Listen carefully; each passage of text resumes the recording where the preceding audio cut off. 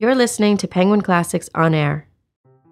This program is brought to you by Penguin Books, publisher of The Sartorialist.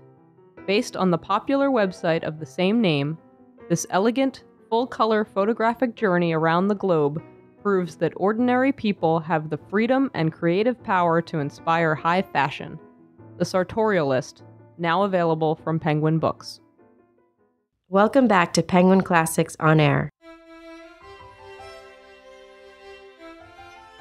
Before Twilight's Edward, Anne Rice's Lestat, or Sookie Stackhouse's Bill, there was Dracula. A true literary classic, Bram Stoker's novel is the prototype for the modern vampire novel that continues to inspire countless books, movies, and television shows more than a century later. And now, he returns. Dracula the Undead is written by Dacre Stoker, the great-grandnephew of Bram Stoker, and Ian Holt, a noted Dracula historian. Based on extensive historical research and Bram Stoker's own handwritten notes, Dracula the Undead answers many of the questions that devotees of the original have debated for years.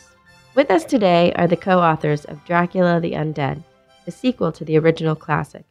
Why is Dracula, the original horror classic, one of the most influential novels of all time?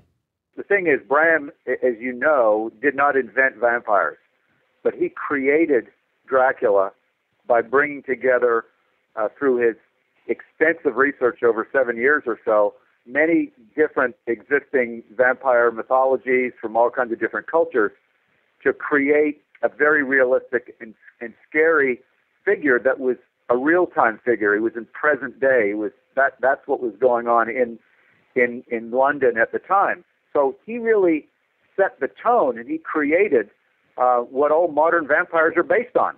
And up until that point, where horror was developed around monsters, hideous creatures, I mean, even up till then, there had been very few gentleman vampires. There had always been these creatures from the grave that stunk and were, rotting and bloated and, horrible. And Bram changed all that. He said, wait a second. Now, this wasn't his original idea, but what he did was he took Varney the Vampire and these other books that had been out, La Vampire, who was written by Dr. Polidori on the night Frankenstein was written in The Haunted Summer.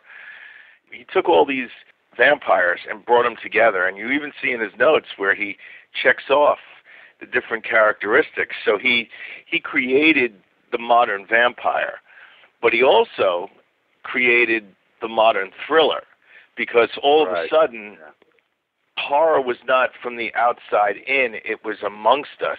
It walked amongst us. It could blend into us. You couldn't tell who it was. Yeah, Jonathan, they didn't know who the killer was in the book. And Jonathan Harker goes to this palatial castle, it's run down.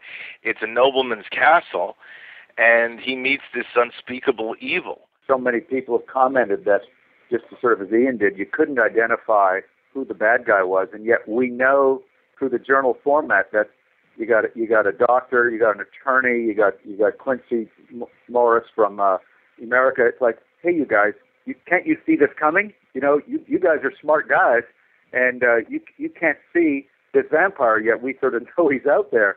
So it's like, this is what was really scary, is he is among us, and it then took all of this, what was at the time modern technology, to overcome this guy. And of course, at the time, that was things like the telegraph and the typewriter and the phonograph. All these things had to gang up with all these smart guys to seemingly defeat Dracula at the end of the story.